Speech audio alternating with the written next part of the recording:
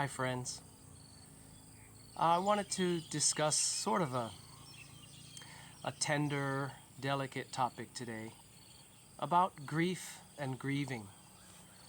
Now, we're all living the human experience, so grief and suffering and grieving, especially of the passing on of loved ones, is absolutely inevitable. There's no escaping it, and as much as we will grieve the passing of our loved ones will also grieve the passing of us. Grief and grieving are an inseparable element of life woven into our existence. When we experience the passing on, the transitioning, the death of a loved one, we experience the grief of that event in our life, and it is generally made of three parts, more or less generally three parts.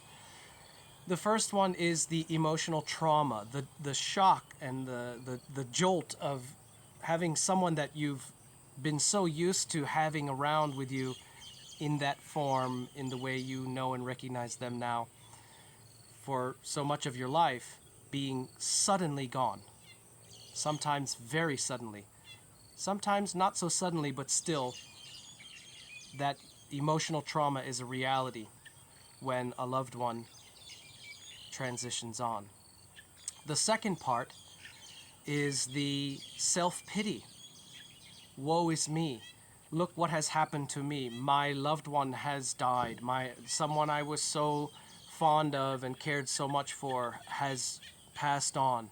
Look what I'm going through. You know, there is some element of self in that. I don't say selfishness, but a bit of a self-centered perception of the event itself. And also, it's forgivable, to be honest with you. I'm not judging that. The third part is regret. Shoulda, woulda, coulda. If only I had done more of this. If only I had told them that. If only I had spent more time doing this. If only I blah, blah, blah, blah, blah, etc.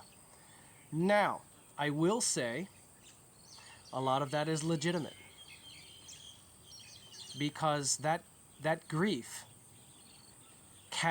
that regret aspect of grief can be literally ungiven love coming back to us with the realization that it is in that format that we knew them in. It is too late for that. However, that love can still be given after the person has passed.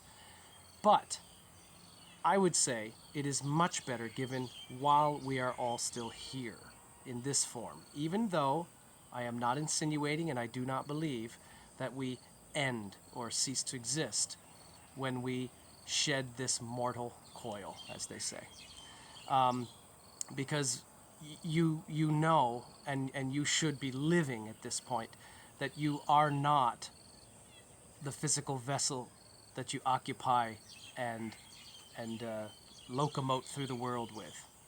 You're not this body. But to sum it up again, the three aspects of grief when a loved one passes is emotional trauma, the jolt, the shock. The second is the I feel so bad for myself. Look what's happened to me. My best friend, my loved one, whatever, has passed on. And the third one is the regret. And one aspect of that regret, as I said, is ungiven love. Love that you still had left to give. Unexpressed, inadequately expressed love. Some people will have contention with me about that, but all I can say to that is love as powerfully and consistently and truly as you possibly can now, all the time. It does help a lot. It helps the person who has passed. They're not feeling any question about whether they were loved by you or not. And it helps you when they pass, because it will dramatically reduce the amount of regret you have. Now, some years back, my girlfriend died, transitioned on. She was I don't say this euphemistically, I say this matter-of-factly. She was way too good to stick around here for too long. And she didn't. And for some reason, there was an awful lot of unconscious elements working within me that I obviously did not know about, was not aware of, hence unconscious, that her death brought to the surface in me. And it was very painful to process through, but it was a gift. Her life was a gift. Her love was a gift. And her death was a gift. But it was a very different gift than her life and her love, and it took me a longer time to process it and see it and appreciate it.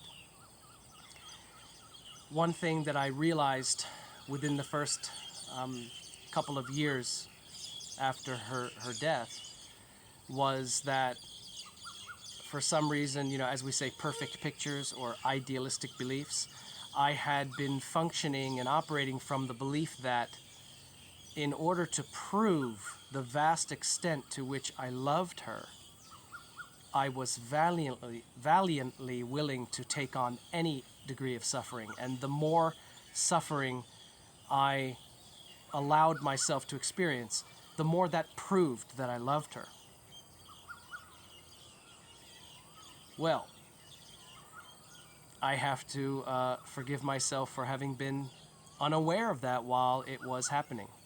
But in fact, that I was operating from that for quite a while.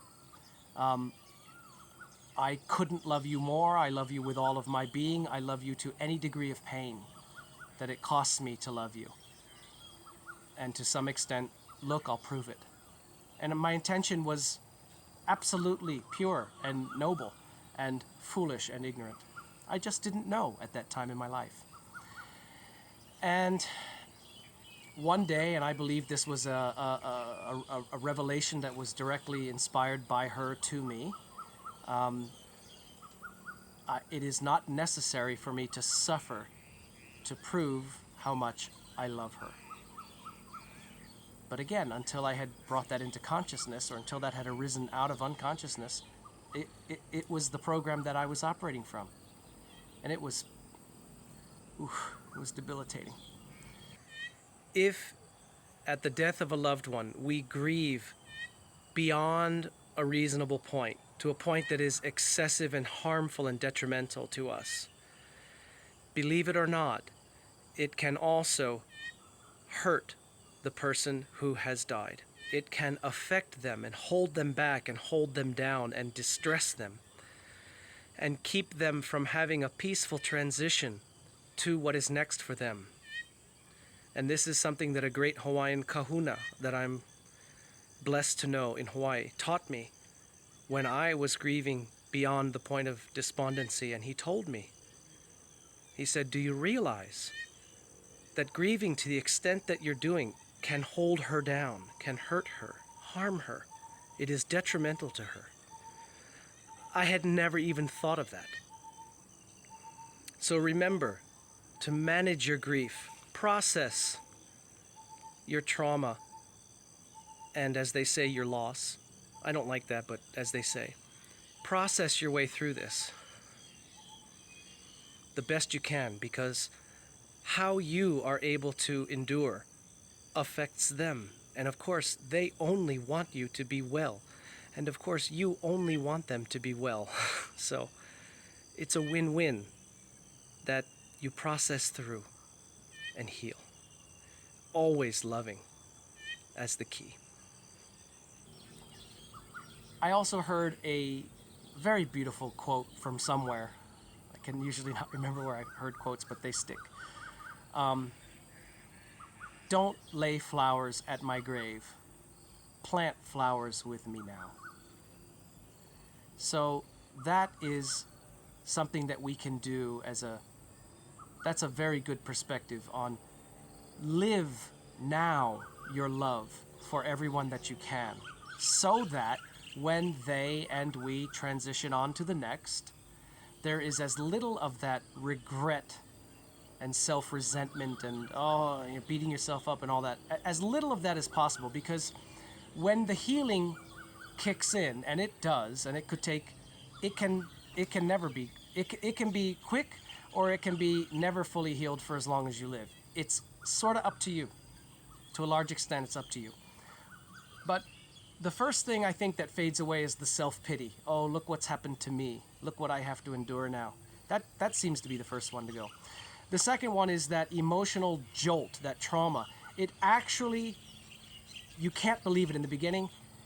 You know, there's some grief, levels of grief where, you know, again, when my girlfriend died, I was astonished that I was not dying myself from the pain.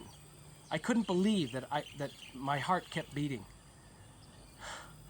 I was astonished that I also didn't just drop dead from the pain of her having died.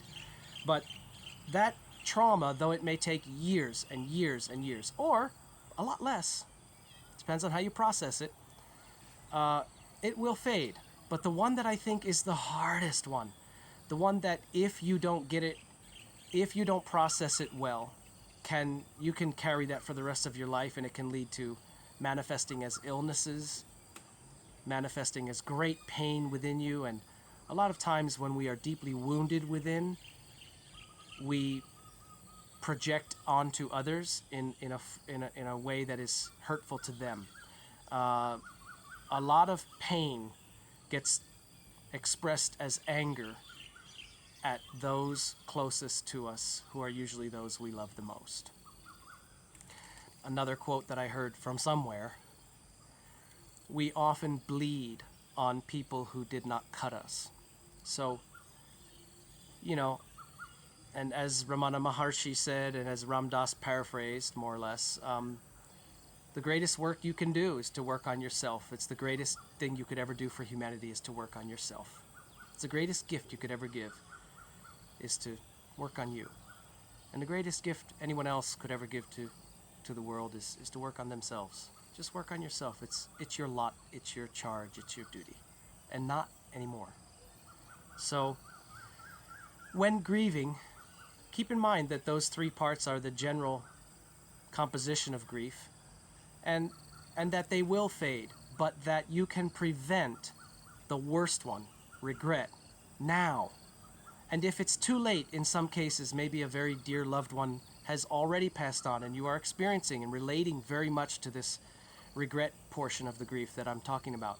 Well, they absolutely can and do still receive your love. They are not gone. They have not ceased to exist. Send them your love. Love them. Send it out. I assure you, they receive it. There is no time and space in spirit. It is we who are confined, restricted, and limited in this bizarro, upside-down 3D matrix simulation, whatever you want to call it. Not spirit. So express it, love them, sing to them, hug them, visualize their face and their name, embrace them. I promise you, I can give you so many examples of proof. It is received. And even if you, on your end, are not able to receive a confirmation of it, please be convinced and know. Without signs and wonders and proof and evidence, know it. It is true. And of course, we can close with the beautiful line from the poem by Rumi that grief can be the garden of compassion. If you keep your heart open through it all, you will become a kinder, more empathic, compassionate, gentle, understanding, loving person by these great trials of grief. It is the hard times of life that define us and shape us and evolve us. And as Khalil Gibran said, again I'm paraphrasing, but he said, the greatest souls I have ever known have been riddled with scars. We're not here to avoid all difficulties and live in pure pleasure. It's not what it's about. And it is, ironically, or so it would seem, the darkness and the pain and the trials that actually purify us and strengthen us, redeem us, and hold us to our divinity.